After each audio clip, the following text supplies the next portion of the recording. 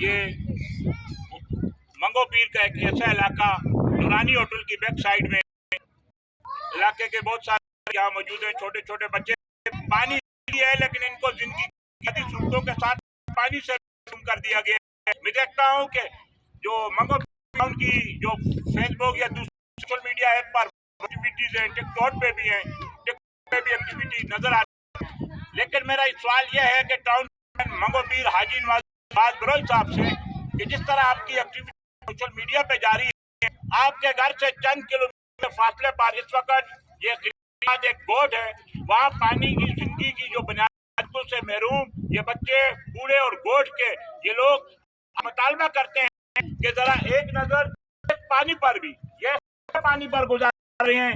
حاجی جو ناظم ہے نواز بروئی, کیا پیغام ہے, آپ کیا کہیں گے؟ جائے آپ کی مہربانی ہوگی, پانی گندا استعمال کر رہے ہیں, آپ کی مہربانی ہمارے ساتھ. ابھی ٹاؤن نے اگر وزٹ کیا علاقے کا, آپ سے کوئی آپ کی نہیں علاقہ مکینوں کا یہی کہنا تھا کہ انہوں نے ان کی جو آخری کرم چیئرمین حاجی نواز بروئی ہیں وہ اس سندھ گورنمنٹ سے مہربانی سے ارباب وہ مطالبہ کریں. یہی مطالبہ ہے کہ یہاں جو غریب آباد جو گوٹ ہے منگو پیر, اس کو پانی دیا جائے.